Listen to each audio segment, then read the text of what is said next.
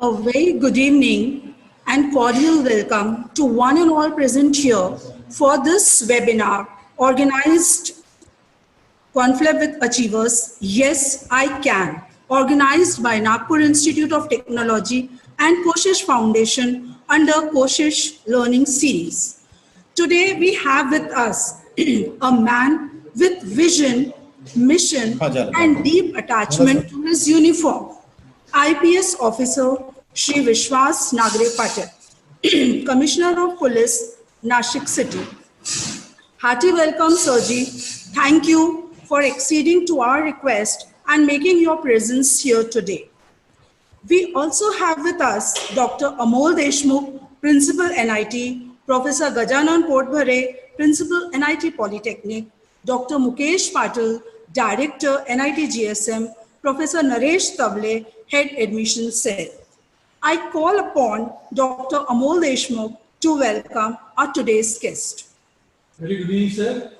On Good behalf evening. of Nagpur Institute of Technology, I extend our heartfelt thanks and welcome. I now invite Professor Gajanan Portbhare sir to do the honors. Good evening, sir. Good evening, sir. Good evening. Sir, I welcome you on behalf of the NIT Polytechnic. तुम्हाला खूप आम्ही ऐकलं आहे sir युट्यूबवर सर्व ठिकाणी, पण आज आम्हाला प्रत्यक्षात तुम्हाला ऐकण्याचा चान्स मिळत आहे. आमचं नशीब मोठं भाग उज्ज्वल आहे आज असं समजून घ्या. Thank you, sir. It's a privilege for me. Thanks, sir. Thanks. Welcome you, sir, once again. May I now call upon Dr. Mukesh Patil to welcome sir. Good evening, sir. Good evening. Good evening. Sir, I am Dr. Mukesh Patil, in-charge director, NIT Graduate School of Management. I would like to welcome sir for this excellent session on Yes, I Can. Thank you so much, sir. Thank you, sir. Thank you. Thank you, sir. Thank you. Before we proceed further, I would like to read the context of our session today. I'm Dr. Sunita Kochar from Can I make it mute? Dear students, Dear students, we at NIT understand that at this age of yours, the crystallization of ideas prevailing in your mind starts to set in. This is the right time to set your goal. Most of the students dream of taking up career in civil services apart from hundreds of options available to them. You need clarity about the challenges, opportunities, work in civil services. In this regard, we are hopeful that today's session by IPS officer Shri Vishwas Patil will be a turning point for all of you and will definitely motivate us to set high goals. May I now call upon Dr. Amol Deshmukh to deliver opening remarks. Hello. Hello. Sir, the purpose of this particular webinar series, Confab, is, during this challenging time, we are going through a very challenging time wherein everything has been locked down, but our desires, our ambitions are not being locked down. So during this particular time when there is a need to motivate ourselves, we are inviting all the achievers who have made struggle in their life and they have come up like the real achiever. So on behalf of Nagpur Institute of Technology, we have been established in 2008 and our aim is to service to society by creating technical and skilled manpower through value-based technical education. Our efforts are directed towards the overall development of students, and our students are placed across the globe. So for this particular Confab series, we welcome you, sir, and we invite you. And we understand that during this particular phase of time where all the police department is taking utmost care of all the citizens, म्हणजे आम्हाला कळतंय की खूप जास्त challenges आपल्या समोर आहेत, परंतु आपला सर्व पोलीस फोर्स यांनी एक उत्तम कामगिरी बजावलेली आहे. त्याबद्दल त्यांचे खूप खूप धन्यवाद. आणि म्हणजे येणाऱ्या काळात सुद्धा आता हा लॉकडाऊन पिरियड कधीपर्यंत राहील हे आपण सांगू शकत नाही, परंतु याच्यामध्ये या पर्टिक्युलर पिरियडमध्ये जे एफर्ट्स पोलीस डिपार्टमेंटने घेतलेले आहेत, so hats off to that. Thank you sir. Good evening. Good evening. Am I audible? Yes sir, yes sir, you can Yeah, start. yeah. Good evening, sir. Thank you for your kind introduction.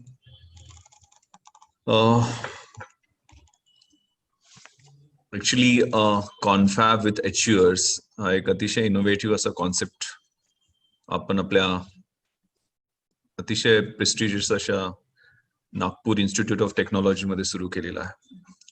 कोशिश हे तुमच्या फाउंडेशनचं पण नाव आहे. Yes sir. आणि of course लॉकडाऊनचे जवळजवळ 3 महिने आपण वेगवेगळ्या आव्हानांना सामोरे जात आहोत.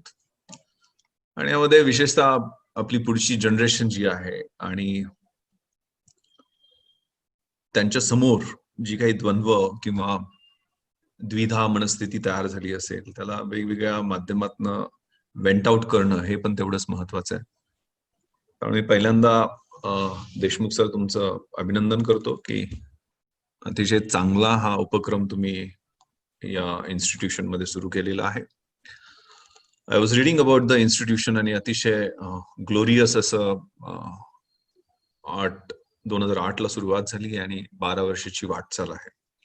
अतिशय यंग अशी इन्स्टिट्यूशन आहे, परंतु सेंट्रल इंडियामध्ये आपलं नाव तुम्ही एस्टॅब्लिश केलेले आहात. आणि माननीय नामदार अनिल देशमुख साहेबांचं विजन, असं म्हणतात की innovation in head, compassion in heart, passion in the belly and vision in the eyes, हे सगळं आपल्या ज्या अचिव्हमेंट्स, नॅकचं गोल्ड एक्रेडिटेशन वगैरे पाहिल्यानंतर ते निश्चितपणे अभिमानास्पद आहे. कोशिश करने वालों की कभी हार नहीं होती, नन्ही चींटी जब दाना लेकर चढ़ती है, चढ़ती दीवारों पर 100 बार फिसलती है, मन का विश्वास रगों में साहस भरता है, चढ़कर गिरना गिरकर चढ़ना न अखराता है, आखिर उसकी कोशिश नाकाम नहीं होती, कोशिश करने वालों की कभी हार नहीं होती.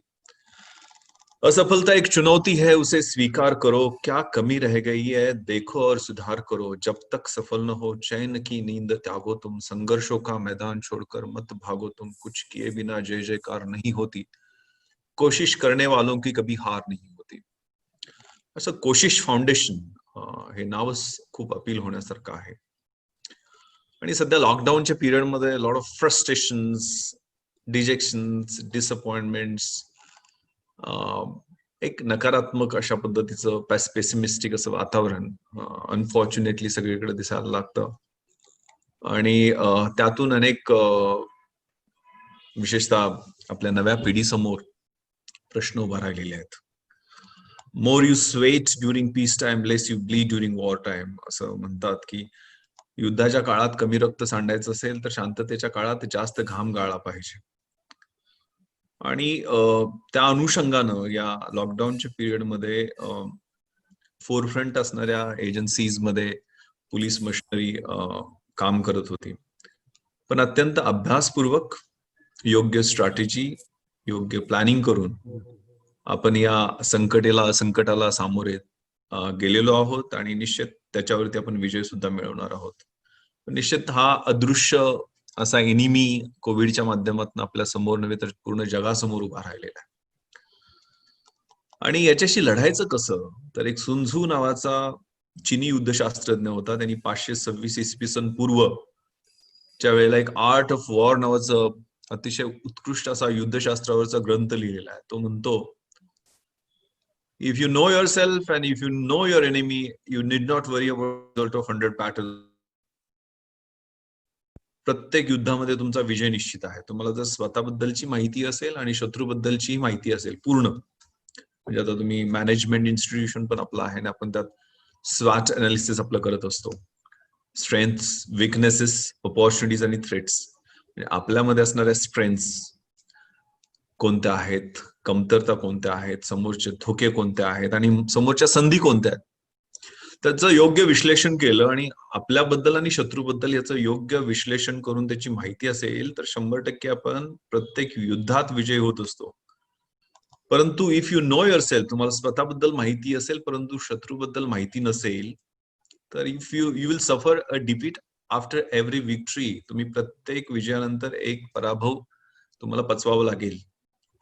आणि जर स्वतःबद्दल ही माहिती नसेल आणि शत्रूबद्दल ही माहिती नसेल, तर प्रत्येक युद्धामध्ये, लढाईमध्ये तुमचा सपाटून सपशेल पराभव निश्चित आहे. त्यामुळं या युद्धाला सामोरे कसं जायचं, हे जसं फिजिकल वॉरफेअर असतं तसं सायकोलॉजिकल वॉरफेअर पण असतं. मी नाशिक शहराचा पोलीस कमिशनर आहे आणि 22 मार्चला आपल्याकडे लॉकडाऊन ज्या वेळेला डिक्लेअर झाला त्यावेळेला मानसिक तयारी, कारण जगभरामध्ये आपण पाहतच होतो की कोविडचं मोठं संकट आलेलं आहे. तर सगळ्यात महत्वाचं morale of the police force हे चांगलं राहिलं पाहिजे, यासाठी त्यांच्याशी संवाद करून 3 गोष्टीवरती, हेल्थचे पिरॅमिडचे 3 भाग असतात. एक चांगला आहार, 2 चांगला व्यायाम आणि 3 चांगली विश्रांती म्हणजे चांगली झोप. म्हणून आम्ही स्ट्रॅटेजी बनवली की 3 शिफ्टमध्ये पोलीस खाते हे 12 तास रोज काम करत असतं आणि दर आठवड्याला ड्युटीची शिफ्ट सुद्धा चेंज होते. म्हणजे एक आठवडा दिवसभर ड्युटी करायची आणि दुसऱ्या आठवड्यात रात्रीची ड्युटी करायची. त्यामुळे आपल्याला माहित आहे की जेटलॅग मध्ये सुद्धा आपण प्रवास करून आलो की आपली बॉडी क्लॉक ऍडजस्ट करायला खूप वेळ लागतो आणि इथं तर दर आठवड्याला आमचं बॉडी क्लॉक बदलत असतं. त्यामुळे आम्ही पहिल्यांदा निर्णय घेतला की 8 तासाची शिफ्ट करायची, जेणेकरून 16 तास ब्रेक मिळेल आणि मग त्या 16 तासामध्ये ते चांगली झोप घेतील, चांगला आराम करतील. त्यांच्या आहाराच्या दृष्टीनं त्यांना जे काही डोसेस, विटॅमिन्स, मिनरल्स आणि चांगले प्रोटीन्स कसे मिळतील या दृष्टीनं खबरदारी घेतली. आणि व्यायामासाठी आम्ही इंडिकेटर्स असणारे एक घड्याळ सुद्धा स्पॉन्सरच्या माध्यमातून मिळालं. माझे चांगले मित्र आहेत अक्षय कुमार, त्यांनी 500 घड्याळ आम्हाला दिली, जी स्मार्ट वॉचेस असतात. त्याच्यात टेम्परेचर हा इंडिकेटर आहे. 100च्या वर कुणाचंही टेम्परेचर माझ्या पूर्ण 3500 कर्मचाऱ्यांमध्ये गेलं तर माझ्याकडे कंट्रोल रूमला डॅशबोर्ड आहे, त्याच्यात ते पॉपअप लगेच होत असतं. टेक्नॉलॉजीचा त्याच्यात वापर खूप चांगल्या पद्धतीनं कोविडचे डॅशबोर्डवरती आपल्याला इंडिकेटर दिसायला लागले. सिस्टॉलिक आणि डायस्टोलिक दोन्ही प्रकारचं ब्लड प्रेशर वरचं आणि खालचं ते मोजण्याचं एक 10 सेकंदासाठी त्याच्यावर बोट ठेवलं तर ते आपल्याला ब्लड प्रेशर त्यात रिडिंग होतं. त्याचेही इंडिकेटर्स आम्हाला कंट्रोल रूमला दिसायला लागले. हार्ट रेट 100च्या वर कुणाचा गेला तर त्याची माहिती मिळायला लागली. त्यात वॉकिंग किती स्टेप्स रोज वागतायत, चालतायत, स्लीप पॅटर्न कसं आहे, त्यातली चांगली स्लीप, मध्यम स्लीप आणि ब्रेक किती आहेत. त्या अनुषंगाने त्याचं असल्यामुळं त्यांच्या हेल्थचं मॉनिटरिंग आम्हाला करता आलं. त्यामुळं हे संकट आहे ते अतिशय योग्य पद्धतीची तयारी आणि स्ट्रॅटेजी जी मानसिक असते, शारीरिक असते आणि आध्यात्मिक असते. Physical fitness, mental alertness and spiritual Highness या तिन्ही क्वालिटीज आपण पाहायला पाहिजेत. आणि निर्भयपणे, म्हणजे निश्चितपणे हा रोग घातक आहे, परंतु त्याचा फोबिया किंवा भय किंवा त्याची टेरर तयार होता कामा नये. आपल्याला सांगायला अभिमान वाटतो की माननीय गृहमंत्री नामदार अनिल देशमुख साहेब हे स्वतः म्हणजे त्या सिनियर कॅटेगरीमध्ये येतात की त्यांचं वय सुद्धा म्हणजे असं आपण म्हणतो की 55च्या वरती हा धोकादायक ठरू शकतो. पण ते मला वाटतं प्रत्येक जिल्ह्यात, आज सुद्धा ते सांगली, माझा जिल्हा सांगली आहे, त्यामुळे सांगलीला गेलेले आहेत. पुण्याला दुपारी मीटिंग घेतली. आमच्याकडे आले होते त्यावेळेला नाशिक, धुळे, जळगाव, अकोला असे फिरत प्रत्येक ठिकाणी लोकांची काळजी घेतात. त्यामुळे लिडरशिप म्हणजे फिजिकल आणि मॉरल करेज हे लिडरशिप मध्ये खूप महत्वाचं असतं. अशी लिडरशिप आपल्या कॉलेजचे ते मुख्य ट्रस्टी आहेत आणि त्यांचा आशीर्वाद आहे. तर मला खात्री आहे की तुमचंही सगळ्यांचं मोराल आणि उत्साह हा चांगलाच असेल आणि त्यांचं विजन आणि त्यांचं मिशन हे एक आपल्या ग्रामीण भागातली मुलं ही रानफुलासारखी असतात आणि या रानफुलांना जर काळी कसदार जमीन, चांगला सूर्यप्रकाश, चांगलं खत पाणी मिळालं तर ती अशी रुजतात, अशी उमलतात, अशी फुलतात की त्यांच्या समोर मोठे मोठे कमळ, गुलाब, मोगरे, डॅफोडिल सगळे फिके पडून जातात.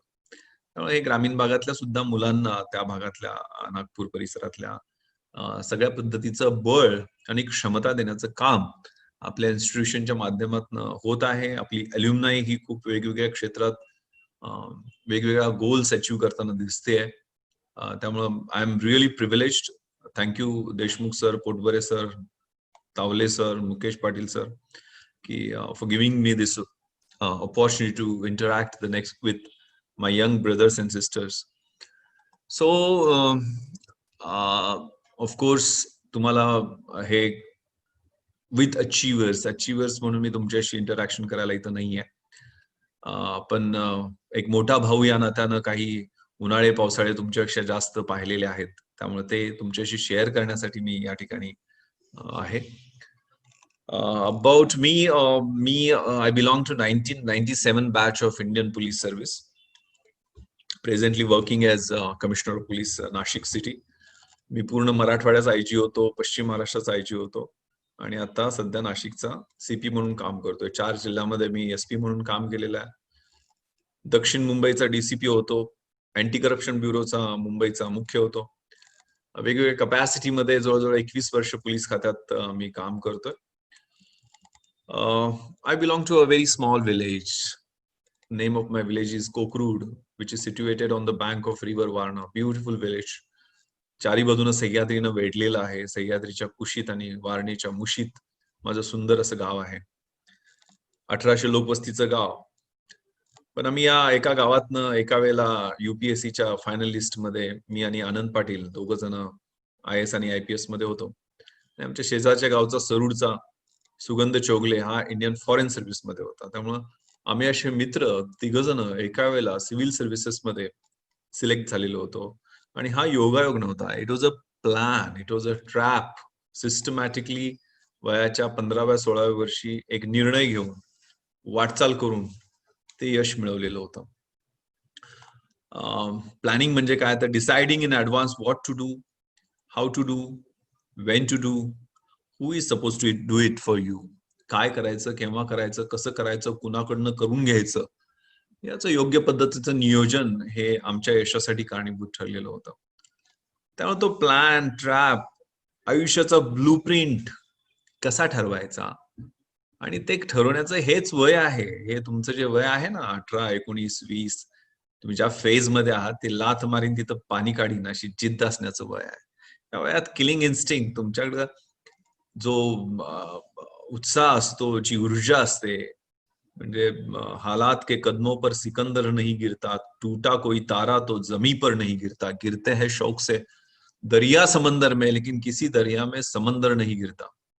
अशी तुमची इच्छाशक्ती आणि जिद्द असते. या वयात तुम्ही जे ठरवाल ते तुम्हाला शक्य आहे. आयुष्य एकदाच मिळतं ना. अल्बर्ट आइन्स्टाईन असेल किंवा न्यूटन असेल, महात्मा गांधी असतील, नेल्सन मंडेला असेल, जाकीर हुसेन असेल, AR रहमान असेल, doctor APJ Abdul Kalam sir असतील, या सगळ्यांनी सुद्धा तेवढंच आयुष्य असणार आहे जे आपल्याला मिळणार आहे 70, 80 व्हॉटेवर. तेवढ्या वयात त्यांनी जगातल्या डेफिनेशन बदलल्या ना, जगाची फिलॉसॉफी बदलली. तर आपल्यालाही त्या क्षमतेनं कसं काम करता येईल, आपली स्वतःची ओळख कशी निर्माण होतील आणि आपल्या आयुष्याचा ब्लूप्रिंट ठरवताना सगळ्यात महत्वाचा आय एम समबडी. माझी स्वतःची अशी ओळख आहे, माझ्या इथल्या जगण्याला, माझ्या अस्तित्वाला, माझ्या बोलण्याला अर्थ आहे. आणि ती ओळख बनवण्यासाठी मला एफर्ट्स घ्यावे लागतील. मला माझं चारित्र्य घडवता येईल. असं म्हणतात की आपण जो विचार करतो, watch your thoughts those become your words. आपण जो विचार करतो तेच आपले शब्द होत असतात. आपण जे शब्द बोलतो त्याच आपल्या कृती होत असतात. आपण जे बोलतो तेच आपण करत असतो. Watch your actions those become your habits. Habits नावाचं पुस्तक तुम्ही वाचलं असेल. 21 दिवस सलग एक कृती आपण करत गेलो, चांगली किंवा वाईट, काठी काही असेल. वाईट कृती केल्या वाईट हॅबिट्स लागतात, चांगल्या कृती केल्या चांगल्या हॅबिट्स लागतात. Watch your habits those decide your character. चांगल्या हॅबिट्स तुमच्या असतील, सवयी असतील तर चांगलं चारित्र्य घडतं, आणि जर वाईट हॅबिट असतील तर वाईट चारित्र्य घडतं. आणि चारित्र्य डिसाइड्स युअर डेस्टिनी. तुमचा भविष्य काळ हा तुमच्या चारित्र्यावर अवलंबून असतो. So this is very important या वयामध्ये. When there is righteousness in the heart, there is beauty in the character. When there is beauty in the character, there is harmony at home. When there is harmony at home, there is order in the nation, and when there is order in the nation, there is peace in the world. Doctor APJ Abdul Kalam सरांचे शब्द काही मुलांना पाठ असतील हे, की आपल्या हृदयामध्ये जो रायचियसनेस आहे, जी सद्हृदयता आहे, चांगुलपणा आहे, तो आपल्या चारित्र्यातल्या सौंदर्यावरती परिणाम करतो. चारित्र्य चांगलं असेल तर घरात हार्मनी, सौहार्द नांदते. घरातली हार्मनी देशामध्ये सुव्यवस्था आणते, आणि देश जर सुव्यवस्थित नांदत असतील तर जगामध्ये शांतता प्रस्थापित होते.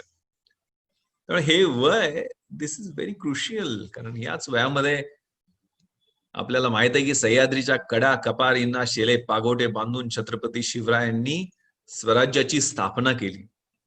हेच वेडं वय, ज्या वेळेला करंगळी कापून त्या शिवलिंगावरती रक्ताचं बलिदान देऊन त्यांनी स्वराज्य स्थापनेची शपथ त्यावेळेला घेतली.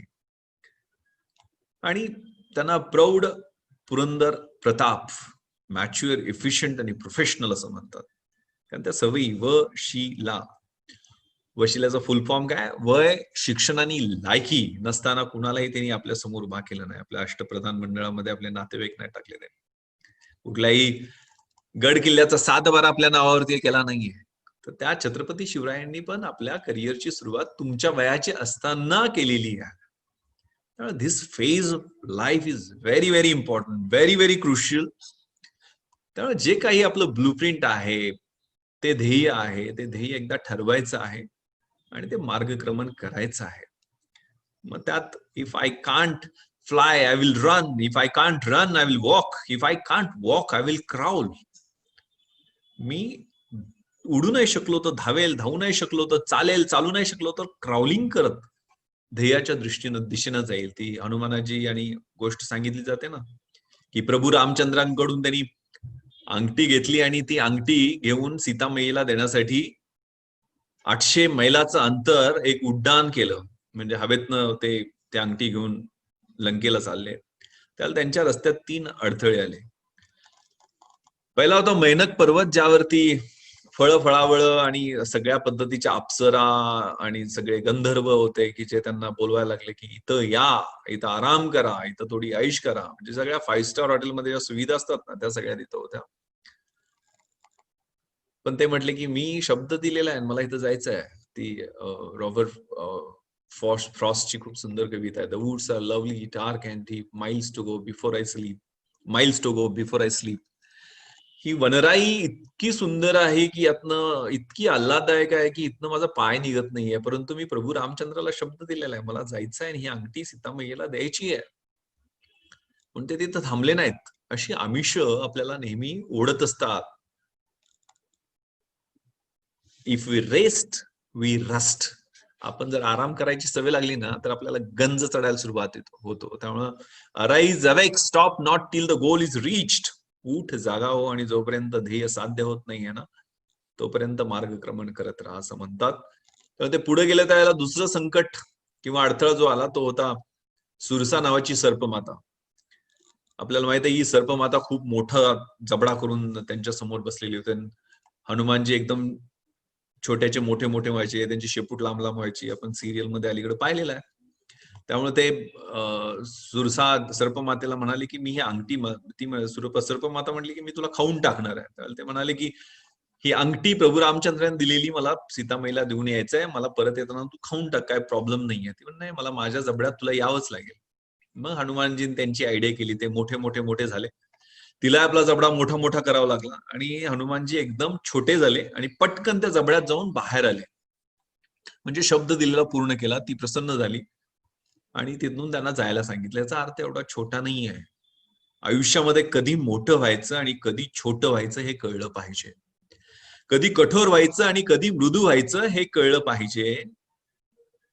आपण छोट्या छोट्या स्वार्थासाठी, इगोसाठी आई वडिलांना दुखवतो, मित्रांना दुखवतो, नातेवाईकांना दुखवतो, शेजाऱ्यांना दुखवतो. त्यामुळे नकारात्मक दृष्टिकोन बाजूला काढून ठेवायचा आणि चांगुलपणा पेरायला सुरुवात करायची. आणि तिसरी जी सिनिका नावाची राक्षसीन होती, ती जेलसी, असूया, त्याचं प्रतिनिधित्व करत होती. आणि असूया, द्वेष, दुसऱ्याचं चांगलं न बघण्याची वृत्ती अतिशय धोकादायक आहे. ओम सहना भवतु, सहनो भुनक्तु सहवीर्यम कर्वावहे तेजस्विना वदित मस्तु मा विद्विषावहे. हे कठोपनिषदातली खूप सुंदर टीम साठी असणारी प्रार्थना आहे की परमेश्वरा, आम्हाला एकत्र स्वीकार कर, आम्हाला एकत्र शक्ती दे, आमचं ज्ञान मा विद्विषावहे, आमचं ज्ञान एव्हर फ्रेश राहील, एकदम चांगलं राहील, यासाठी आम्हाला आशीर्वाद दे. सगळ्यात महत्वाचं, एकमेकांचा द्वेष, असूया, तिरस्कार आम्ही करणार नाही, एवढी मात्र खबरदारी घे. आणि हेच सगळ्या अधपाताचं जे काही कारण आहे ते असूया, द्वेष, असूया, तिरस्कार हा बाजूला ठेवला पाहिजे. त्यामुळे त्या सिनेकाला जसं कांदा फोडतो तसं एका बुक्कीमध्ये हनुमानजींनी फोडलं आणि ते तिथनं पुढे गेले. त्यामुळे ध्येय निश्चिती ही खूप महत्वाची आहे. ध्येय कसं पाहिजे? स्मार्ट पाहिजे. स्मार्ट म्हणजे एक systematic, measurable, attainable, realistic and time bound. आणि एकदा ते ध्येय निश्चित केलं, जसं मी माझी शाळा माझ्या गावाकडेच केली. 7वी पर्यंत मी जिल्हा परिषद शाळा क्रमांक 1 अशी जिल्हा परिषदेच्या शाळेत होतो. काही दिवस तर ती मंदिरात भरायची. माझे वडील 4थी शिकलेले, आई 2री शिकलेली. वडील गावात पैलवान पण होते, नंतर सरपंच पण होते. आणि शाळेत म्हणजे आमच्या गावात निम्मे लोक आहेत ते नांगरे आहेत, निम्मे लोक घोडे आहेत. म्हणजे आनंद माझा जो कझिन ब्रदर आहे तो आणि मी एकाच शाळेत, जिल्हा परिषदेच्या शाळेत होतो. आणि मग तालुक्याच्या शाळेत गेलो. मग अपडाऊनला त्रास व्हायचा, 18 किलोमीटरवरती, त्यावेळेला रस्ते कच्चे. त्यामुळे मग आत्याच्या घरी काही दिवस, आणि नंतर मग एक भाड्याची रूम घ्यायची म्हणून 10वीला ठरवलं. आणि सुदैवानं भाड्याची रूम आमच्या शिक्षकांच्या घरातच घेतली. आणि तिथं मग पहिल्या दिवशी सरांनी दरवाजा वाजवला, विश्वास, आजपासून तुला 3 वाजता उठायचंय. तर 32 शिराळा म्हणजे मला वाटलं काहीतरी साप वगैरे काय निघाला का, कारण आमच्या गावात नागपंचमीचा मोठा उत्सव त्यावेळेला असायचा. आणि मध्यरात्री का उठवलं? त्यामुळे तुला 3 वाजता आजपासून उठायचंय. आणि थंडीचे दिवस होते, थंड पाण्याच्या नळाखाली कुडकुडत त्यांनी मला आंघोळ करायला लावली. आणि मग मी साधारण 365 पैकी पहिले 5-6 दिवस तर पेंगत राहिलो, झोप येत राहिली. पण एकदा सवय लागली, त्या 3:30 ते 8:30 5 तास ब्रह्ममुहूर्तावर अभ्यास करायची सवय लागली. आणि मी ऍव्हरेज मधला विद्यार्थी. या 300 दिवसांच्या अभ्यासामुळं 1988 साली 88% मार्क मिळवून तालुक्यात पहिला आलो. त्यामुळे पहिल्यांदा मला कळालं की आपल्यात काहीतरी पोटेन्शियल आहे, आपल्यात काहीतरी क्षमता आहे, आपण काहीतरी करू शकतो. आणि 88% मार्क मिळाल्यानंतर सगळ्यांना ज्यावेळेला 1988-89ला सगळ्यांना इलेक्ट्रॉनिक इंजिनियर व्हायचं होतं, म्हणून मग 11वी सायन्सला ऍडमिशन घेतलं. आणि मग PCM ग्रुप, त्यावेळेला फिजिक्स, केमिस्ट्री, मॅथ्स, आणि नंतर मी इलेक्ट्रॉनिक्स व्होकेशनल, असा तो प्रवास इंजिनिअरिंगच्या दृष्टीनं सुरुवात केली. पण ज्यावेळेला 12वीला होतो त्यावेळेला भूषण गगराणी सरांचं व्याख्यान, त्यावेळेला ते सिलेक्ट झालेले होते 1988-89च्या बॅचचे ते. आणि त्यांचं व्याख्यान IAS मध्ये ते भारतात 3रे आलेले होते. मराठी माध्यम, मराठी भाषा ऑप्शनल सब्जेक्ट. आणि ही UPSCची एवढी मोठी परीक्षा ही अशी काय देता येते, पहिल्यांदा आम्हाला कळालं. युरेका मी आणि आनंद दोघांच्या डोक्यात चुळबुळ सुरू केली की अशी परीक्षा जी कलेक्टर, कमिशनर, SP वगैरे बनवते, इन्कम टॅक्स मध्ये वगैरे मोठे अधिकारी यातनं होता येतं, रेल्वेतले सगळी मोठी पदं त्यात असतात, अशी परीक्षा आपल्याला देता येईल का रे बाबा? आणि मग तो 15व्या-16व्या वर्षी तो निर्णय त्यावेळेला घेतला की आपल्याला ही परीक्षा क्रॅक करायची. आणि मग 12वीचा रिझल्ट लागल्यानंतर मग इंजिनिअरिंग आणि मेडिकलची ऍडमिशन्स, आता तुम्ही सगळे इंजिनियर्स होत आहात, तुम्ही नशीबवान आहात. आम्हाला त्यावेळेला माहित नव्हतं की इंजिनिअरिंग करून किंवा मेडिकल करून सुद्धा ही परीक्षा देता येते. ते गगराणी सर BCom झालेले होते, मराठी घेतलं होतं. मग आम्हाला वाटलं की ही मराठी आर्ट्स कॉमर्स ग्रॅज्युएशनच याला लागतं काय. त्यावेळेला अर्ध ज्ञान होतं, पण ठराविक म्हणजे आयुष्यात प्रसंग असतात ते खूप महत्वाचे ठरतात, असा तो त्यावेळेचा निर्णय माझ्या दृष्टीने महत्वाचा. कारण आम्ही आर्ट्सला गेल्यानंतर वेड्यात काढायला सुरुवात केली होती की काय जॉब मिळणार आहे, क्लर्क होणं, शिपाई होणं, कारखान्यावर काम करणं, कुठंतरी काहीतरी अशा पद्धतीचंच BA झाल्यानंतर जॉब मिळू शकतो. जास्तीत जास्त MA करून वगैरे प्रोफेसर झालो तर खूप मोठी गोष्ट झाली. पण समोर डू ऑर डाय अशी परिस्थिती निर्माण केली. आम्ही आर्ट्सला ऍडमिशन घेतलं दोघांनीही. त्याला BDS ला ऍडमिशन मिळत होतं, मला BE ला सिव्हिल इंजिनिअरिंगला ऍडमिशन मिळत होतं. पण त्यावेळेला निर्णय बदलला. याचा अर्थ असा नाहीये तुम्ही सगळेजण, मी एवढ्यासाठी सांगितलं की आम्ही 65 IPS ऑफिसर्स मध्ये जवळजवळ 55 माझ्या बॅचमध्ये हे इंजिनियर्स मेजॉरिटी होती त्यात. आणि IITचे इंजिनियर सगळ्यात जास्त, जवळजवळ आमचे बॅचमेट्स मध्ये 20 ते 22 जण IITचे इंजिनियर्स आहेत. सगळे प्रोफेशनल ग्रॅज्युएट, आणि आर्ट्स कॉमर्स किंवा सायन्स मधलं प्लेन ग्रॅज्युएशन असणारे खूप कमी होते. त्यामुळे असं समजायची गरज नाही की फक्त आर्ट्स आणि कॉमर्स वाल्यांना सिव्हिल सर्व्हिसेस करता येते. इंजिनिअरिंग नंतर सुद्धा खूप मोठी ऑपॉर्च्युनिटी यामध्ये आहे. सो त्यावेळेला तो निर्णय घेतला, आणि मग तो ध्येय कसं गाठायचं, कोणते विषय घ्यायचे, मग त्याची तयारी कशी करायची आहे, जनरल स्टडीज मध्ये काय असतं, मग ते कॉलेजचे दिवस होते. मग त्यात हॉबीज किंवा एरियाज ऑफ इंटरेस्ट काय राहणार आहे, NCCचा काय फायदा होऊ शकतो का, आपल्या एक्स्ट्रा करिक्युलर ऍक्टिव्हिटीज किंवा हॉबीजसाठी आपल्याला कोणते कोणते तयारी करावी लागणार आहे, ऑप्शनल सब्जेक्ट मराठी लिटरेचर घ्यायचं आहे, त्या अनुषंगाने काय करावं लागणार, ह्याचं नियोजन टप्प्याटप्प्याने अभ्यास करताना ठरवलं. आणि तो ट्रॅक ठरवून मग ग्रॅज्युएशन कोल्हापूरहून कम्प्लीट केलं, आणि मग SISC ची state institute for administrative careers ही 1980 ला ज्यावेळेला वसंतदादा पाटील साहेब मुख्यमंत्री होते, त्यावेळेला महाराष्ट्रातली मुलं सिव्हिल सर्व्हिसेस मध्ये जावं म्हणून 5 ठिकाणी SISC सुरू झाल्या, आणि त्यातली एक नागपूरला सुद्धा आहे. आणि तिथं मग ऍडमिशन मिळवण्याच्या दृष्टीने मुंबईत गेलो, आणि मग टप्प्याटप्प्याने तयारी करत पुढचं यश प्राप्त करत गेलो. मी ज्या वेळेला IPS मध्ये माझी निवड झाली त्यावेळेला मी फक्त BA इतिहास शिवाजी विद्यापीठ कोल्हापूर एवढंच माझं ग्रॅज्युएशन होतं. नंतर मी MA केलं मुंबई विद्यापीठातनं सर्व्हिसमध्ये आल्यानंतर, MBA इन पोलीस मॅनेजमेंट मध्ये ट्रेनिंगला असताना केलं. LLB हे ज्यावेळेला मी नांदेडला आणि लातूरला SP होतो त्यावेळेला कम्प्लीट केलं, आणि LLM मी आता औरंगाबादला IG होतो त्यावेळेला फर्स्ट इयर मध्ये तिथं विद्यापीठात पाहिलं.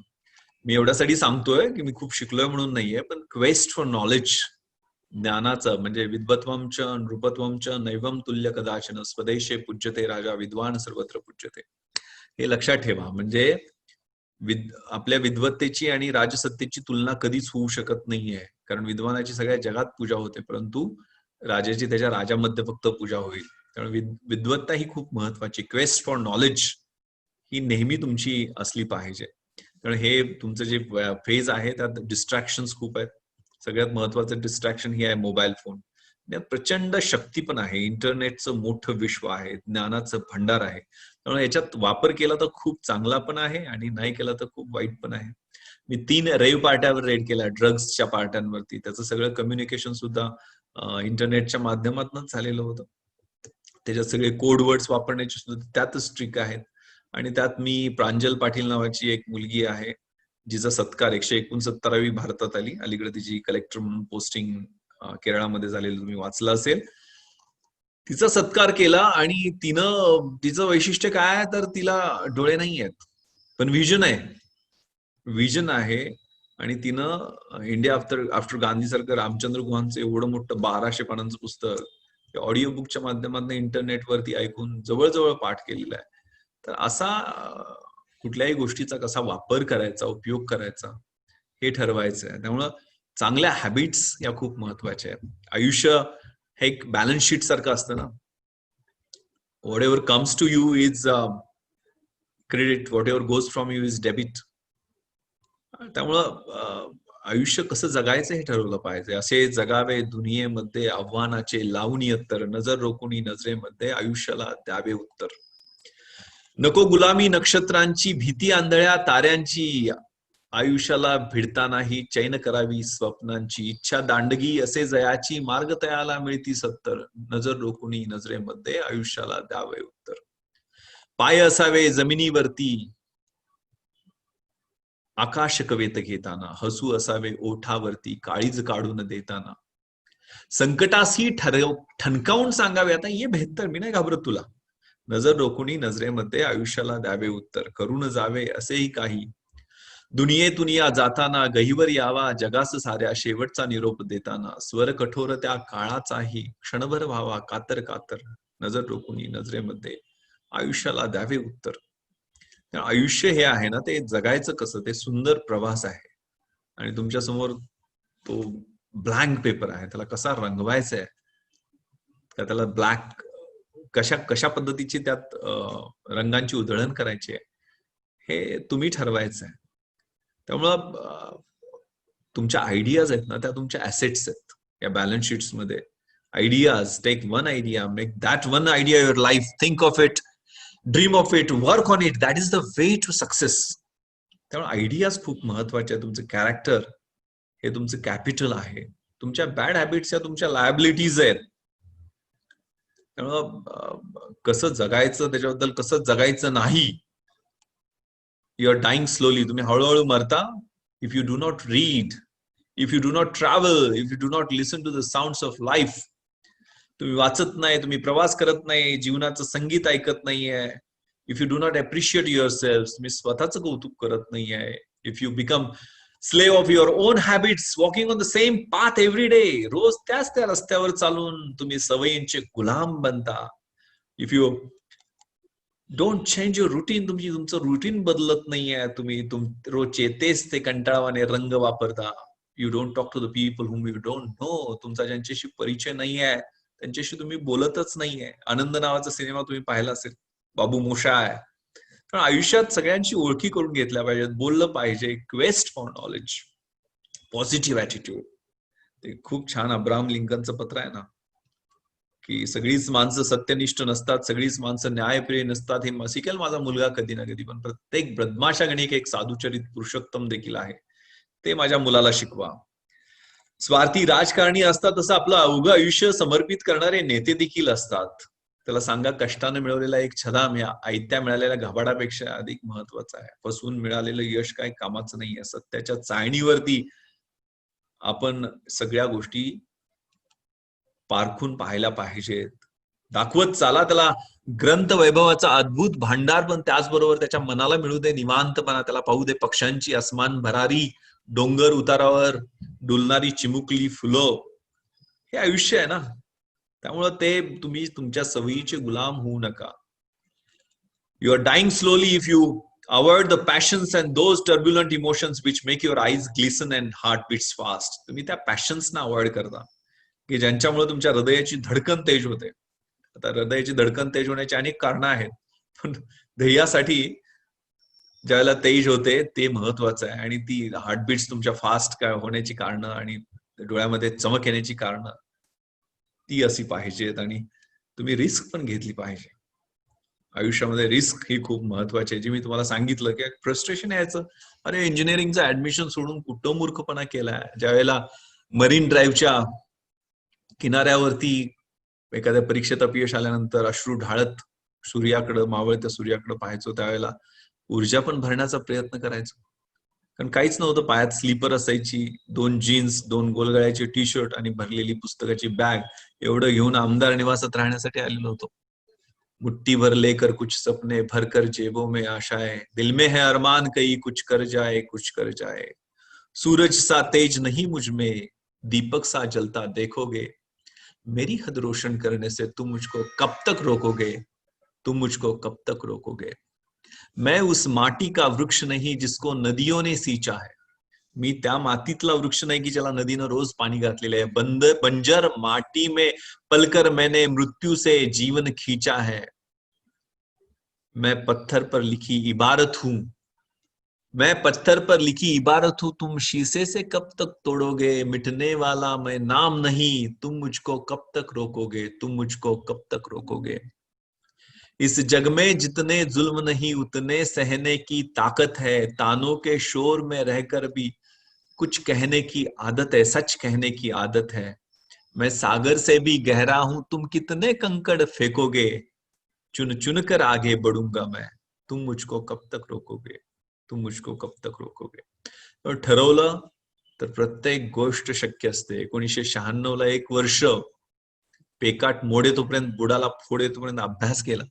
ते रिझल्ट म्हणजे त्या वर्षी मी फक्त IPSच झालो नाही तर deputy collector, sales tax inspector, PSIच्या पण फायनल पर्यंत गेलेलो होतो. 4 पद जर एका वर्षी तुम्हाला मिळत असतील तर त्याच्या पाठीमागं परिश्रम हे खूप महत्वाचे असतात. ते परिश्रम केल्यामुळे त्याला ऊर्जा मिळाली. त्यामुळं मी माझे काही अनुभव तुम्हाला सांगितलेले आहेत, पण प्रत्येकाचे अनुभव, प्रत्येकाचे निकष, प्रत्येकाचं जीवन हे इंडिपेंडंट आणि वैशिष्ट्यपूर्ण असतं. त्यामुळे प्रत्येकाचं स्वप्न वेगळं असतं, प्रत्येकाचं उद्दिष्ट आयुष्यातलं वेगळं असतं. पण सगळ्यात महत्वाच्या क्वालिटीज मध्ये स्वतःवर असणारा प्रचंड आत्मविश्वास, ट्रस्ट युअर सेल्फ, तुमच्यावरचा असणारा आत्मविश्वास खूप महत्वाचा आहे. अपयशाला घाबरायचं नाही आहे. अपयश ही यशाची पहिली पायरी असते, ब्लेसिंग असतं, इष्टापती असते, तसं पाहायचं आहे. कष्ट, कष्ट आणि कष्ट, प्रयत्न, प्रयत्न आणि प्रयत्न, यालाच फक्त आपला मंत्र समजायचा आहे. शॉर्टकटला कुठंच चांगल्या पद्धतीनं पुढं भविष्य नसतं. त्यामुळं शॉर्टकट मारायचा आयुष्यात प्रयत्न करायचा नाहीये. नकारात्मक गोष्टी आणि नकारात्मक लोक यांच्यापासून जरा 4 हात दूर राहायचं आहे. म्हणजे काय त्यांना दुखवायची गरज नाही. बाबा माझं काय तुझ्याशी जमणार नाही, अशा पद्धतीची भूमिका घ्यायची आहे. आणि मोस्ट इम्पॉर्टंटली आपण इथं या जगामध्ये to give something back to the society, आपण आपल्या समाजाला काहीतरी देणं लागतो म्हणून आहोत, ही भूमिका आणि भावना आपली नेहमी असली पाहिजे. रामजी पांगेरांची गोष्ट आहे ना, छत्रपती शिवरायांना माहित आहे की कनेरगडाची लढाई झाली त्यावेळेला रामजी पांगेरा त्या लढाईमध्ये शहीद झाले, आणि त्यावेळेला त्यांच्या वडिलांना भेटायला छत्रपती शिवराय स्वतः त्यांच्या गावात गेले. जाताना सुवर्ण मुद्रा घेऊन गेलेले होते. ज्याला सुवर्ण मुद्रा रामजी पांगेरांच्या म्हाताऱ्या वडिलांना देण्यासाठी शिवरायांनी हात पुढे केला होता, त्यावेळेला ते म्हणाले, कशा पायी या मुद्रा, माझा पोरगा स्वराज्यापायी गेला, हे माझं नशीब आहे. आणि स्वराज्यासाठी घेणाऱ्याची आमची अवलाद नाही, देणाऱ्याची अवलाद आहे. आणि त्यासाठी त्यांनी शेतात काम करणारा त्यांचा धाकटा मुलगा 17-18 वर्षाचा तरुणाबाण त्याला बोलवून घेतला आणि त्याला परत त्याचा हात छत्रपतींच्या हातात दिला आणि म्हणाले की अजून 10 पोरं असती तर सगळीच्या सगळी स्वराज्यासाठी दिली असती, आता हा एकटाच आहे, त्याला घेऊन जा. ही वृत्ती, समाजासाठी देणं लागण्याची वृत्ती आपण जोपासली पाहिजे. To love, to help and to serve, प्रेम करणं, मदत करणं आणि सेवा करणं, किती सुंदर क्रियापद आपल्या आयुष्यामध्ये मंत्र आपला असला पाहिजे. त्यामुळे ती सोशल कमिटमेंट आणि सोशल रिस्पॉन्सिबिलिटी समोर ठेवून आपण आपला प्रवास करायचा आहे. मी पुन्हा एकदा अमोल देशमुख सरांचे आभार व्यक्त करतो आणि आपल्या सगळ्यांना शुभेच्छा देतो. आपले काही प्रश्न असतील तर कृपया विचारावेत. Thank you very much, sir. Your motivational talk has given a vishwas that it's passion and hard work that culminates in success. At the same time, one should have high moral values in life, and that one should not get lost in tsunami of technological advancement. And one should imbibe love, help, and service. These are some of the mantras shared by you, sir. Thank you very much. Now, before we throw the floor open to question and answers, I would like to give brief introduction of this gargantuan personality, Shri Viswas Nagre Patil. In short, after humongous task of clearing IPS examination, Sir served in various posts. He has his contribution in the field of counter-terrorism and anti-corruption and many more. The strategies and tactics applied have earned him widespread acclaim. Starting his journey in the year 1997, Sir served as an additional SP at Nanded. Later, Sir served as Superintendent of Police posted at Lathur, Ahmednagar and Pune Rural between 2002 to 2008. After which, Sir served as Deputy Commissioner of Police, Mumbai Zone 1 in the year 2008. When we say Mumbai 2008, we all can recall 26/11 Mumbai attack, where Mumbai police, including Sir Vishwasji sir, took gallant steps to thwart the terrorists. And for this, in the year 2015, Sir received the prestigious Police Medal Gallantry Award. Congratulations, sir. Further, in the year 2010-11, Sir served as Superintendent of Police, Thane Rural. Later, Sir was appointed as Additional Commissioner of Police, Mumbai. As a Deputy Inspector General of Police, Anti-Corruption Bureau. Sir also served as Inspector General of Police, Kolhapur Range between the year 2016-19, and currently, as we all know, Sir is serving as Commissioner of Police, Nashik City. Sir is also author with his debut book, Man Mein Hai Vishwas, which received huge response. As we all know, we are all witness, Sir is also known for his motivational talks. Sir, your biodata is very enlightening. With inexorable list of outstanding achievements, we are really honored to have you, your gracious presence. Thank you, sir. We now throw the floor open to question and answers.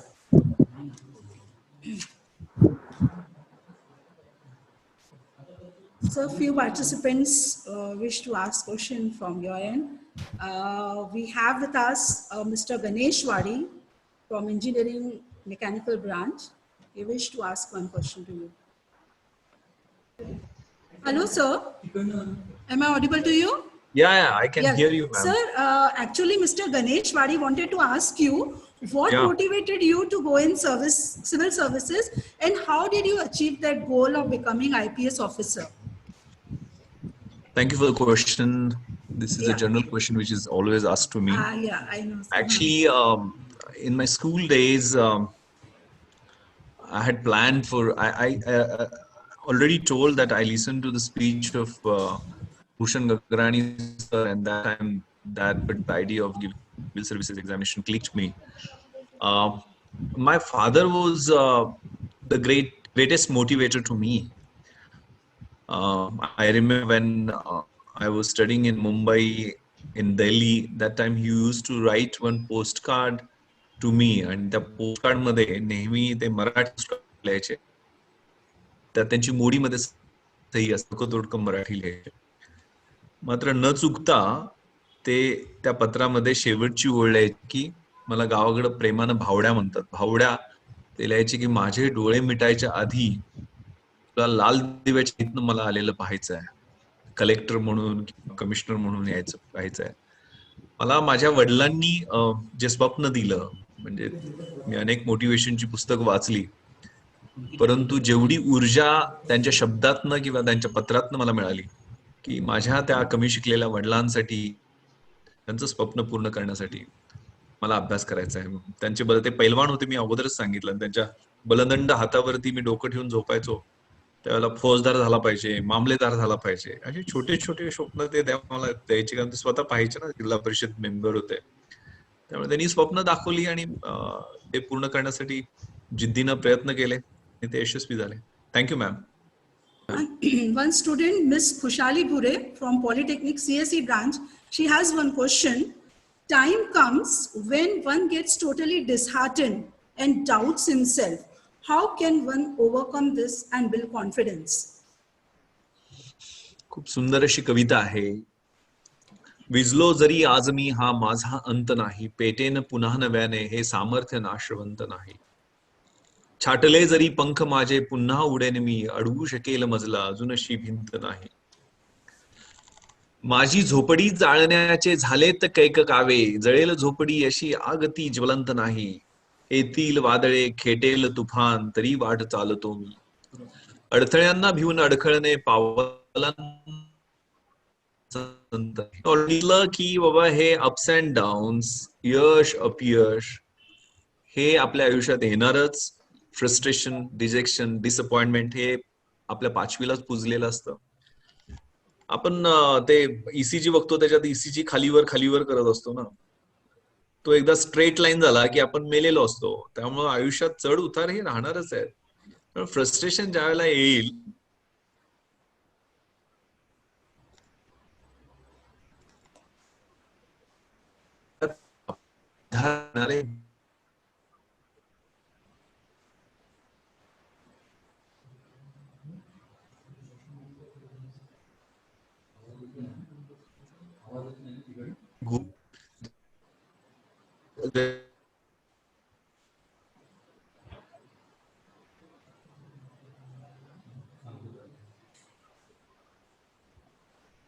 डोक्यात लागतं. त्याच्यासाठी conditioning किंवा आपल्या मनाचं आणि शरीराचं training हे खूप महत्वाचं आहे. खूप आपल्याला घाबरवत unacceptance of what is uncertain is fear, adventure.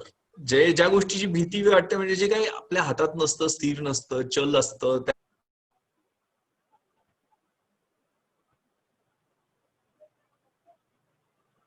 त्या गोष्टीची हे अशा पद्धतीचं संकट ग्रेटर हे फक्त मोटिवेशनल स्पीच मध्ये आपण व्यवस्थितपणे उतरू शकतो. म्हणून मी ते हॅबिट्स म्हटलं ना, हॅबिट्स खूप महत्वाचे आहेत. प्रेझेन्स ऑफ माइंड हे खूप महत्वाचं आहे. रिफ्लेक्सेस हे महत्वाचे आहेत. त्यासाठी खेळायचं असतं, वाचायचं असतं, मनाला प्रशिक्षित करायचं असतं. गेल्या वर्षी माझा ऍक्सिडेंट झाला की ज्यामध्ये मला लक्षात आलं, मी माननीय मंत्री साहेबांना रिसीव्ह करायला एअरपोर्टला चाललेलो होतो कोल्हापूरला, आणि माझ्या लक्षात आली की गाडी, पण मी सीट बेल्ट लावलेला होता. खाली गाडी ज्या वेळेला खड्ड्यात जाते हे लक्षात आल्यानंतर मी माझे रिफ्लेक्सेस जागे केले. माझी जी सीट च्या शेजारी असणारी मूठ होती ती घट्ट पकडली. माझ्या पायाने मी दरवाजाला जोराने पुश केलं. गाडी खड्ड्यात जाऊन कोसळली त्यावेळेला ती मूठ निखळून माझ्या हातात आली होती. माझ्या पायाच्या रिफ्लेक्सेसमुळे मला कुठेही एक छोटी सुद्धा इजा झाली नाही. मी बाहेर आलो, गाडीचं प्रचंड नुकसान झालेलं होतं, पण मला एकही स्क्रॅच आलेला नव्हता, कारण मी सीट बेल्ट लावलेला होता. माझे रिफ्लेक्सेस जागो झाले होते. त्यामुळे आपली cautious concentration, presence of mind हे संकटाच्या वेळेला चालू ठेवलं पाहिजे. संकट मजा आता मी म्हटलं ना, संकटाशी ठणकावून सांगावे आता ये बेहतर. आणि हे आयुष्य आपल्याला दिलेलं आहे ते टक्के टोनपे वेदना खाण्याचं. The winning horse doesn't know why runs, he runs due to beats and pains. Life is a race, God is your rider, and if you are getting beats and pains then God wishes you to win that race. मी काल darkest आवर नावाचा एक cinema पाहत होतो, Winston चर्चिलचा आहे, आणि त्या सिनेमामध्ये खूप चांगल्या पद्धतीनं कन्क्लुजन आहे शेवटचं. Success is never final, failure is never fatal, it's the courage to continue which is very very important. त्यामुळे आयुष्यात करेज, मॉरल करेज आणि फिजिकल करेज हे खूप महत्वाचं आहे. मी छोटस उदाहरण सांगतो. मी चाकणला दंगल झाली त्यावेळेला एक 15,000चा मॉब होता, ज्यांनी 20-25 बसेस जाळलेल्या होत्या, पोलीस स्टेशनच्या समोरच्या गाड्या जाळलेल्या होत्या, माझे कर्मचारी तिथे अडकलेले होते. आणि आयजी म्हणून मी जिथं पोहोचलो त्यावेळेला माझ्याबरोबर 20 कर्मचारी होते, एक सब इन्स्पेक्टर होता. पण तेवढ्या मॉब मध्ये, व्हायलंट मॉब मध्ये आपण एकतर गोळीबार करून मोठं काहीतरी प्राणांची आहुती घ्यायला लागली असती, किंवा मग आमच्यावर हल्ला झाला असता. क्षणभरात मी विचार केला, ब्लिंक नावाचं पुस्तक आहे, आणि मी तिथं माझं हेल्मेट काढून ठेवलं, वेपन काढून ठेवलं, एक स्कूटी घेतली आणि एकटा त्या मॉब मध्ये गेलो. कारण मला माहित होतं मी या लोकांची सेवा 2 वर्ष झालं आयजी म्हणून करतोय, पूर्वी एसपी म्हणून काम केलेलं. आणि ज्यावेळेला त्यांनी मॉबनी मला पाहिलं एकटा निहत्ता आलेला, त्यावेळेला त्यांची भाषा बदलली. तीच मुलं जी खूप मोठ्या प्रमाणावर हिंसक झालेली होती, त्यांनी शांत बसून जे काही शब्द सांगितले ते ऐकले. तर आपली जी आतल्या गुणांची किंवा लिडरशिप क्वालिटीज आहेत ना, त्या निर्भयतेत येत असतात. त्यामुळे घाबरायचं नाही कशालाही, संकटालाही घाबरायचं नाही, आपत्तीनाही घाबरायचं नाहीये. अगदी तो डार्केस्ट आवर मी सिनेमा मुद्दामून कालच पाहिला म्हणून माझ्या लक्षात आहे. एक खूप सुंदर सिनेमा नेटफ्लिक्स वरती, आता नेटफ्लिक्स सगळे बघत असतील तर माहित नाही मला, the boy who harnessed wind. ज्या वेळेला आफ्रिकेमध्ये दुष्काळ पडलेला होता त्यावेळेला एका मुलाने, पॉझिटिव्ह सिनेमे आहेत, पॉझिटिव्ह पुस्तकं आहेत, आणि आपले चांगले मित्र आहेत, आपले आई वडील आहेत, ते तर नेहमी समोर असले पाहिजे. कारण त्यांनी पोटाला चिमटा काढून आपल्याला शाळेत पाठवलेलं असतं, पैसे जमा केलेले असतात. त्यामुळे का आपण कुठला निगेटिव्ह विचार करायचा. त्यांचं स्वप्न पूर्ण. मी आयजी मराठवाडा होतो त्यावेळेला अंबाजोगाईच्या जवळ एका गावातल्या लोकांनी एका मुलीला 1 लाख रुपयाचा चेक दिलेला होता. 10वीला तिला 97% मार्क होते. तिच्या आईला हे पण कळत नव्हते की 97 असतात किती. ती सांगायची 100ला 3 कमी असतात म्हणजे 97. कारण तिचे आई वडील आपल्यासारखे मध्यमवर्गीय किंवा स्मशानभूमीमध्ये साठी लाकडं असतात ती जमा करून तिथं, आणि त्या झोपडीमध्ये ज्या वेळेला त्या झोपडीमध्ये लाईट पण नसायची त्यावेळेला ती चिता जळलेली असे ना, त्याच्यात त्या उजेडात जाऊन ती मुलगी अभ्यास करायची, आणि 10वीला 97% मार्क काढलेले होते. तर तिला ज्या वेळेला 1 लाख रुपयाचा चेक दिला त्यावेळेला ती चेक घेतल्यानंतर म्हणाली की मी बी हैदराबादला जाणार आहे साहेब, पण मी हैदराबादला त्या परशानी मला तुमच्यासारखं IAS ऑफिसर म्हणून ट्रेनिंग घेण्यासाठी जाणार आहे. त्यामुळे हे पॉझिटिव्ह ऍटिट्यूड आहे. मी म्हटलं ना, जेवढ्या विपरीत परिस्थितियों में कुछ लोग टूट जाते और कुछ लोग रेकॉर्ड तोड़ देते हैं. ते आपण कुठल्या कॅटेगरीत जायचं ते आपण ठरवायचंय. Thank you. Khushi. Thank you so much, sir. Hello. Yes ma'am. Yes, sir. So, one student, Charulata Dagre from NIT GSM, has one question. What, according to you, are the core qualities required to crack civil services examination, or if we are appearing for the interviews? What qualities should one have? ते खूप motivational वाक्य कुठल्या तरी पुस्तकात आहे ना, winners don't do different things, they do the things differently. तुमच्यातलं वेगळे पण खूप महत्वाचं आहे. तुमच्या आता त्यामध्ये सगळ्यात महत्वाची क्वालिटी आहे ती म्हणजे planned smart work. Smart work म्हणजे आपण काय करायचं त्यापेक्षा काय करायचं नाही ते कळलं पाहिजे. त्यामुळे त्याच्यासाठी खूप हार्डवर्क आहे, पण त्याच्यावर स्मार्ट वर्क ही गरजेचं आहे. कारण सिलेबस आणि प्रश्नपत्रिकांचं अनालिसिस करणं, नियोजन करणं, फाउंडेशन आपण जे काही 10वी-12वी पर्यंत अभ्यास केलेला आहे तो जनरल स्टडीज मध्ये असतो. आमच्या वेळेचा पॅटर्न आता बराचसा बदललेला आहे. ऍटिट्यूड तुमचं, तुमची अनालिटिकल ॲबिलिटी, तुमच्या डिसिजन मेकिंग ॲबिलिटीज, तुमचा बॅलन्स ऑफ माइंड. कारण एसे तुम्हाला 300 मार्कासाठी 200 मार्कांसाठी 3 तास बसून 7,000, 6,000, 7,000 शब्द लिहून शब्दांचा एक एसे लिहायचा असतो. तर या सगळ्या क्वालिटीज तुमच्या ज्या ऑफिसर लाईक क्वालिटीज आहेत त्या सगळ्या त्यातनं रिफ्लेक्ट होत असतात. तुम्हाला पटकन, आणि ते प्रॅक्टिसनं शक्य बरं. त्याच्यासाठी खूप इंटेलिजन्स पाहिजे असं नाहीये. तुम्हाला क्वेश्चन्स असतो युपीएससीचा, आमच्या वेळेला 60 मार्कांचा एक प्रश्न असायचा, त्याचे सब क्वेश्चन्स असायचे. त्यामुळे तुम्हाला अनालाइज, कम्पेअर, इल्युसिडेट किंवा एक्सप्लेन, डिस्कस, प्रत्येक प्रश्नाचे अँगल वेगवेगळे आहेत. वेगळेपण प्रत्येक उत्तरामध्ये वेगळेपण असलं पाहिजे. त्या दृष्टीने आपल्याला काय करता येईल. आणि शेवटचं कन्क्लुजन म्हणजे त्या आपण युनिव्हर्सिटी एक्झाम मध्ये जसं लिहितो तसं बऱ्याचदा चालत नाहीये. क्रक्सला लगेच हात घालावा लागतो आणि कन्क्लुजन हे इंडिपेंडंट ओपिनियन काढावं लागतं. त्यामुळं hard work, smart work, plan work. कारण मी माझ्या डायरीज आहेत 94-95च्या अजूनही, की सकाळचा 4 तास मी पहाटेचा अभ्यास करणार असल्यामुळे माझा पीक आवर असायचा. तो 4 तासाचा स्लोप म्हणजे अभ्यास करताना पण 1 तास वरती जातो, पुढचे 2 तास स्टेबल राहतात आणि 4थ्या तासाला खाली येतो. पहिल्यांदा 4 तास अभ्यास करण्याचा स्टॅमिना एका वेळेला तयार केला पाहिजे आणि 3 स्लॉट मध्ये अभ्यास करायचो. दुपारी 4 तास आणि संध्याकाळी 4 तास. तर हे 4-4 तासाचे जे स्लॉट आहे त्यावेळेला माझा मी कधी फ्रेश आहे, मला अवघड विषय असेल तो मी त्यावेळेला अभ्यास करणार. ज्यावेळेला मी थोडासा लिथार्जी आहे, आळस आहे, त्यावेळेला मी जर थोडा मला इंटरेस्ट असणारा विषय घेणार. प्रश्नपत्रिकांचं उत्तर लिहिताना सुद्धा कुठला प्रश्न पहिल्यांदा घ्यायचा आहे आणि कुठला घ्यायचा नाहीये. पुस्तक आता समजा the wonder that was India हे एल बाशम यांचं खूप पुस्तक आम्ही वाचायचो. करायची एडिट शेवटचे महत्वाचे. असं काय करायचं आणि काय करायचं नाहीये त्याचं व्यवस्थित अनालिसिस असलं पाहिजे. सगळेच प्रश्न मिळतील नाहीये. प्रेझेंट माइंडचा वापर करून लिहायची आहे. म्हणजे उदाहरणार्थ मी सोशियोलॉजी, मी डेप्टी कलेक्टर पण झालो होतो एमपीएससीतनं, आणि मी सोशियोलॉजीचा अभ्यास एकूण 8 दिवस केलेला होता आणि तिथं मला 80% मार्क मिळालेले होते. 160-200 पैकी मार्क. तर माझा समाजशास्त्राचा खूप अभ्यास होता असं नाहीये, पण मी प्रेझेन्स ऑफ माइंड न तिथं समजा बलुतेदारी सिस्टम वरती प्रश्न विचारलेला होता. मला काय गरज आहे कुठं वाचायची. मी लहानपणी खेड्यात जन्माला आल्यामुळे मी ती 18 बलुतेदार, 12 बलुतेदार तिथलं मला वेगळं वाचायची काय गरज. सेक्युलरिझम वरचा प्रश्न होता. मी पठडीतलं मी 30 इयर्स वॉर झालेलं होतं 18व्या शतकामध्ये प्रोटेस्टंट्स आणि कॅथलिक. त्या वॉरच्या कॉन्टेक्स्ट मध्ये हिस्ट्रीच्या पर्स्पेक्टिव्ह लिहिलं, त्यात वेगळेपण झालं. तुम्ही त्यामुळे मी समोर मी म्हटल्याप्रमाणे माझा मॅपचा प्रश्न 60 मार्कांचा आहे. तो मी टॉयलेटला बसलेला असताना समोर मॅप लावलेला असायचा आणि तो रोज माझा तयारी त्याची व्हायची.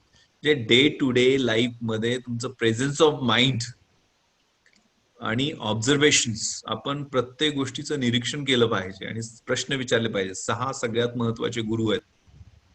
Y, what, where, how. हे प्रश्न प्रत्येक गोष्टीला विचारून ती इन्क्विजिटिव्हनेस तयार करण्याचा आपण आपल्या डोक्यामध्ये प्रयत्न केला पाहिजे. त्यातनं मग उत्तर सुचत जातात. मी माझी डायरी असायची, मग एखाद्या गाडीचा नंबर समजा 1848 गाडीचा नंबर असेल, तर माझ्या डायरीमध्ये 1848ला भारताच्या इतिहासात काय झालं, जगाच्या इतिहासात काय झालं, महाराष्ट्राच्या इतिहासात काय झालं, याचं कम्पेअरिंग करायचो. त्यामुळे ते कॉन्टेक्स्ट कळायचे. त्यामुळे अशा सवयी, I am again telling, these are the habits, आणि प्रत्येकाच्या वेगळ्या असतील. मी ज्या करतोय, मी म्हणजे मला इंग्लिशमध्ये 100 पैकी 92 मार्क मिळालेले होते, म्हणून मी डेप्युटी कलेक्टर झालो. एवढे मार्क कधी मिळत नाहीयेत इंग्लिश मिडियमच्या. मी तर मराठी माध्यमातला, इंग्लिश मिडियमच्या, पण मी काय केलं होतं, एसए 40 मार्कांचा असतो, आणि जो मी माझ्या इलॉक्युशन कॉम्पिटिशन मध्ये एनसीसी ला असताना एसए पाठ केलेला होता, त्यात चेंजेस करून तो व्यवस्थित लिहिला, कारण तो देशात पहिला आलेला एसएचा नंबर, तो पाठ होता मला, कारण मी भाषण त्याच्यावरती केलेलं होतं. तो होता नॅशनल इंटिग्रेशन वरचा एसए, आणि if I were a prime minister असं मला सब्जेक्ट होता. तर मी तिथं वाक्य होती काय, the strength of the nation lies not in its loud claims and mouth watering directive principles of the state policy, but in the spirit of service and that of the complete dedication of one's both body and soul, the cause of unity and integrity of the nation. मी इकडे काय, if I were a prime मिनिस्टरच्या वेळेला काय लिहिलं, the strength of the nation lies not in prime ministers loud claims and his mouth watering directive principles of the state policy.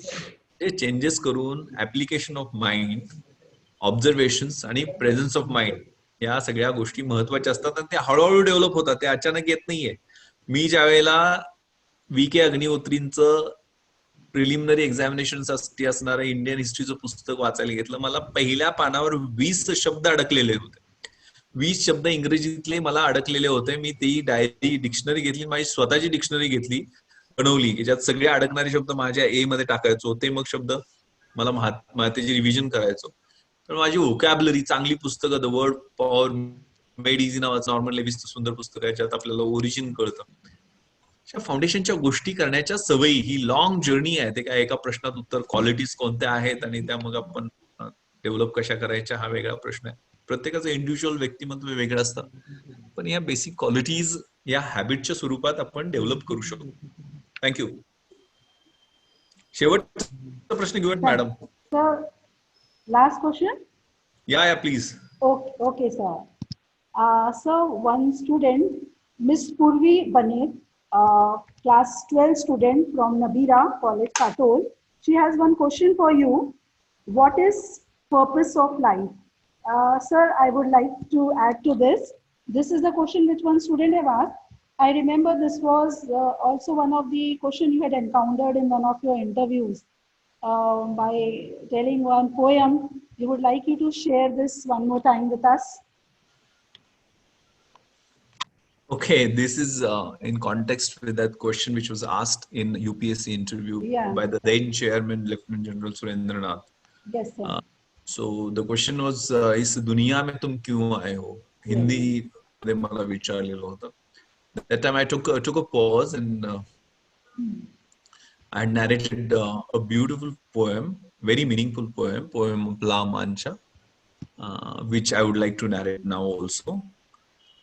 To dream the impossible dream.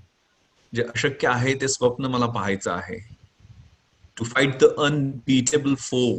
ज्या शत्रूला कोणी हरवू शकत नाही त्याला मला हरवायचं आहे.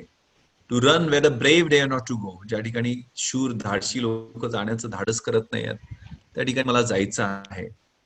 To bear the unbearable sorrow. जे दुःख कोणी सहन करत नाही ते मला सहन करायचं आहे. To love the pure and chaste from afar. जे पवित्र आहे त्याच्यावरती मला प्रेम करायचं आहे. To try when your arms R to वेअरी.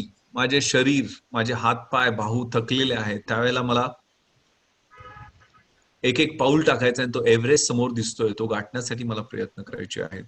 To reach that unreachable star. This is my quest to follow that star. No matter how hopeless, no matter how फार.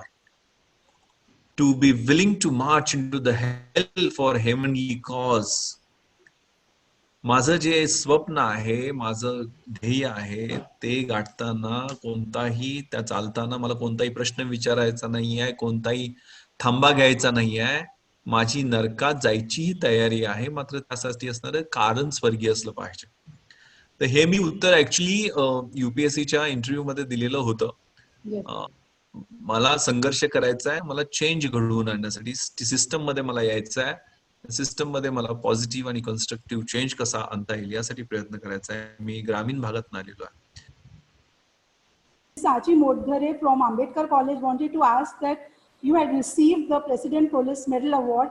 What challenges and struggle you had faced?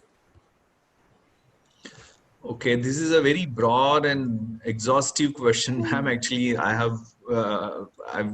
you have to invite me for another session Sure, sir. where I can narrate the whole story of Yes. 2611. Sure, sir. We will love to invite you. Ma'am, Yeah.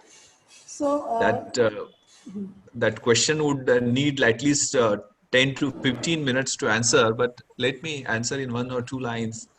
That was an unprecedented attack. आणि मुंबई पोलिसनी आपल्याकडे जे धैर्य आहे, raw courage आहे, त्यांनी सामोरे गेलो आम्ही सगळेजण. अनेक अधिकारी शहीद झाले, करकरे सर, कामटे सर, साळसकर, ओंबाळे. माझ्यावर एक राहुल शिंदे नावाचा जवान, जो 22 वर्षाचा मिसरूडहीनं फुटलेलो होता, तो 303 रायफल घेऊन आला. मी जाताना निश्चित करून गेलो होतो की यापेक्षा जास्त मोठी आपल्या आयुष्यात दुसरी संधीच येणार नाही देशासाठी मारायची किंवा मरायची. आयुष्यात असे डेथ विथ डिग्निटी हे खूप आकर्षक असतं.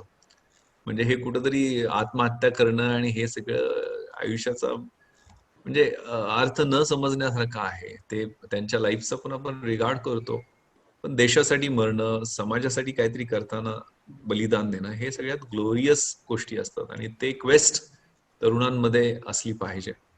त्यामुळं त्या रात्री खूप करेज मुंबई पोलिसनी त्या रात्री दाखवलं, SRPFचे जवान, नंतर NSCच्या माध्यमातून. त्या सगळ्या शहीदांना खरंच वीरांजली आपण सगळ्यांनी दिली पाहिजे.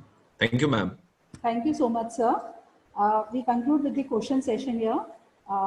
On behalf of Nagpur Institute of Technology and Koshish Foundation, I express my deep sense of indebtedness and profound gratitude to Shri Vishwas Nagre Patilji, who elucidated his success journey with eloquence, anecdotes. Thank you so much, sir.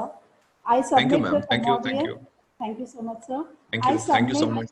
I submit the commodious and indefinite thanks to President of Shri Sai Shikshan Sanstha, Honorable Shri Anilji Deshmukh sir, and Chairman of the Sanstha, Honorable Shri Salilji Deshmukh sir, for their continuous inspiration and staunch support today and always. My wholehearted thanks to wonderful audience. I thank and congratulate one and all for the grand success of the program.